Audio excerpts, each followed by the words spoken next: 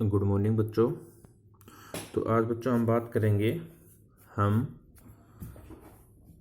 प्रांत, समुच्चय के प्रांत, सहप्रांत और परिसर की। तो टॉपिक रहेगा आज का प्रांत, सहप्रांत तथा परिसर। ठीक है। तो देखो बच्चों, सबसे पहले हम प्रांत की बात करते हैं, फिर हम सहप्रांत की बात करेंगे, फिर हम परिसर की बात करेंगे। ठीक है। तो मैं आपको एक एग्जाम्पल के द्वारा समझाता हूँ।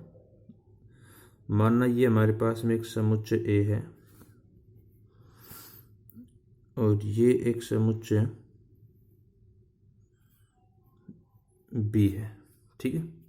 समुच्चय ए में अवयव हैं 1, 2, 3 और समुच्चय बी में अवयव हैं ए, बी, सी, डी। ठीक है। अब समुच्चय ए के सभी अवयव क्या कहलाएंगे? प्रांत कहलाएंगे। समुच्चय ए के सभी अवयव क्या कहलाएंगे? प्रांत। यानी मैं यहाँ पे लिख सकता हूँ, ये क्या हो गया? प्रांत हो गया हमारा। ठीक है। मैं यहाँ पे लिख भी सकता हूँ फर्स्ट पॉइंट डाल के, समुच्चय ए के सभी अवयव प्रांत कहलाते हैं। ठीक है। तो इसमें कौन कौन से आ गए? 1, 2, 3 ये आ गए हमारे पास प्रांत में। ठीक है। अब दूसरा, समुच्चय बी के सभी अवयव सहप्रांत कहलाते हैं। सहप्रांत कहलाते हैं। जैसे इसमें हो गया ए, बी, सी, डी।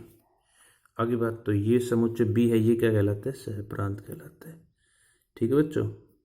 समुच्चय ए प्रांत कहलाता है और समुच्चय बी सहप्रांत कहलाता है। अब बच गया कौन? परिसर। तो देखो, समुच्चय ए का जो अवयव 1 है उसका संबंध हमने किससे बना दिया? बी से बना दिया। जो 2 है उसको बना दिया हमने सी से। 3 है उसको हमने बना दिया ए से। ठीक है। अब यानी कि समुच्चय ए के संबंध बी से हैं, तो कौन कौन से अवयव के संबंध हैं उन सब को हम क्या बोलते हैं? परिसर। ठीक है। क्या बोलते हैं? परिसर। तो देखो यहाँ पे तीसरा,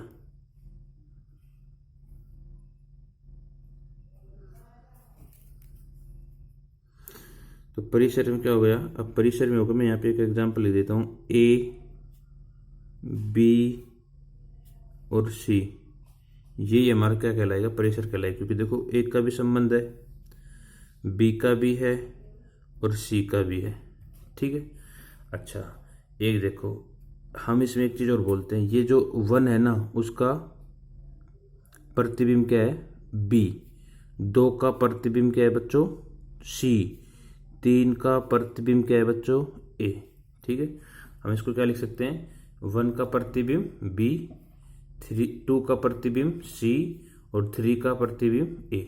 ये बात क्लियर हो गई? ये बात समझ में आ गई? यहाँ तक कोई दिक्कत किसी को नहीं है ना? तो आज का हमारा टॉपिक यही था, प्रांत, सहप्रांत तथा परिसर। अब देखो ये कैसे हम क्या करेंगे, कैसे पढ़ते हैं इनको, कैसे समझते हैं हम इनको। ठीक है।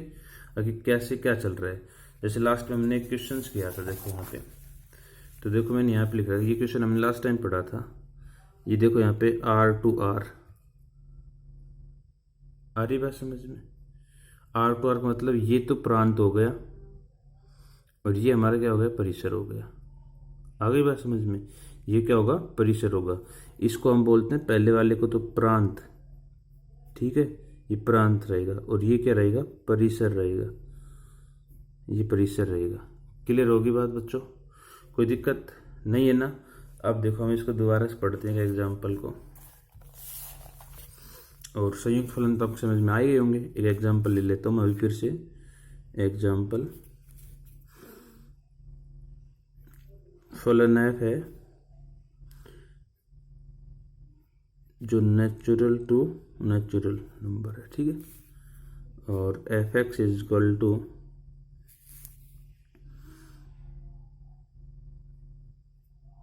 एक्स स्क्वायर है, तथा दूसरा फलन है जी, वो भी नेचुरल टू नेचुरल ही है,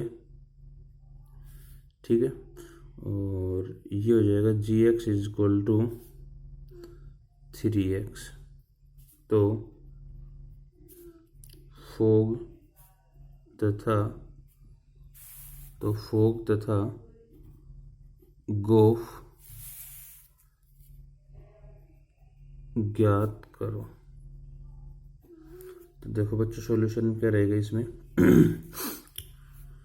तो हमारा देखो f यानी कि जो ये फलन है, दिख रहा है ये फलन, ये वाला, इसका प्रांत जो है, प्रांत कैसा है, नेचुरल नंबर। अब यहाँ पे प्रांत ये कहलाएगा बच्चों, ये x जो आपको दिख रहा है ना, ये प्रांत रहेगा, ठीक है, और ये जो एक्स स्क्वायर आपको दिख रहा है इसको हम परिसर बोलते हैं, ठीक है। आ रही बात समझ? देखो यहाँ पे अब मैं एक ही फलन बना लेता हूँ,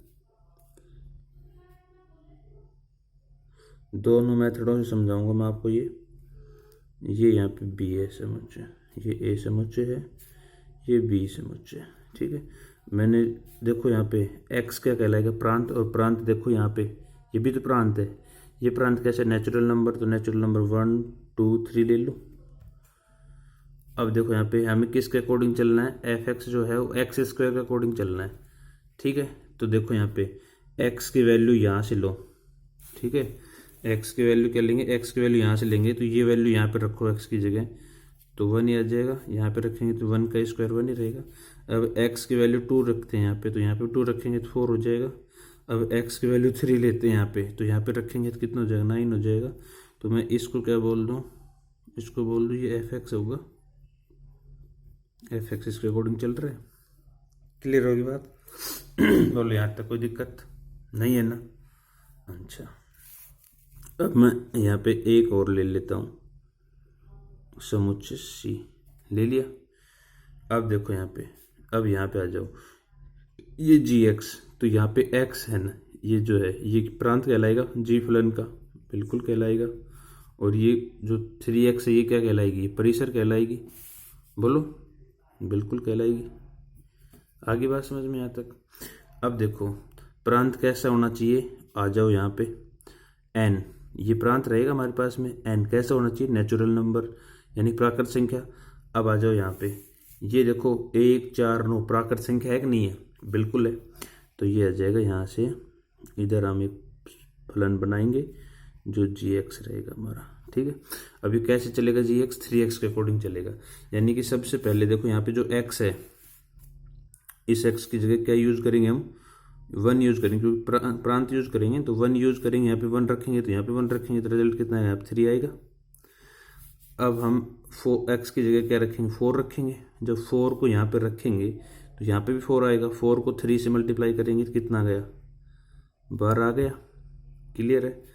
अब देखो यहाँ पे, अब अगला क्या रखेंगे, 9, यहाँ पे 9 रखेंगे, तो 9 यहाँ पे भी रखेंगे, और 9 को जब 3 से मल्टीप्लाई करेंगे तो 9 9 27।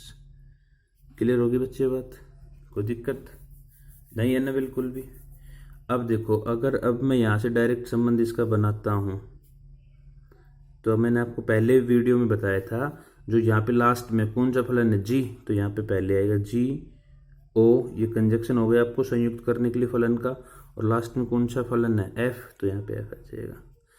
तो हमारे पास में क्या बन गया, ये जी ओ एफ, गोफ बन गया। अब देखो गोफ को हम फाइंड आउट करते हैं, तो जो मैंने आपको कल जो तरीका बताया था, तो देखो जी ओ एफ, सबसे पहले मैंने क्या बताया बच्चों आपको, यहाँ पे एक्स यूज कर लें, कोई दिक्कत।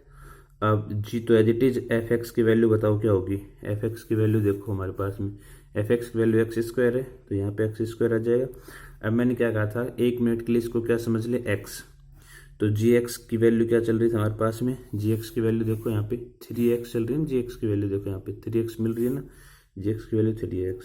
जब इसको मैं 1 मिनट के लिए x सपोज करूँगा तो ये कैसे चलेगा, 3x के अकॉर्डिंग चलेगा कि नहीं चलेगा। तो यानी कि इसका रिजल्ट कितना जाएगा। अब ये जो x हमें दिख रहा है, इस x को हम रिप्लेसमेंट किससे करेंगे, एक्स स्क्वायर से। तो यहाँ पे भी क्या होगा, एक्स स्क्वायर आएगा, तो यह आ जाएगा 3x स्क्वायर। तो मैं लिखूंगा GOF(x) is equal to, result कितना आ गया बच्चों, 3x स्क्वायर। क्लियर होगी बात। अब ये जो यहाँ पे जो x है ये प्रांत होगा हमारा, क्या होगा, प्रांत होगा, ठीक है। और यहाँ पे जो ये दिख रहा है हमें, ये क्या होगा, हमारा परिसर होगा।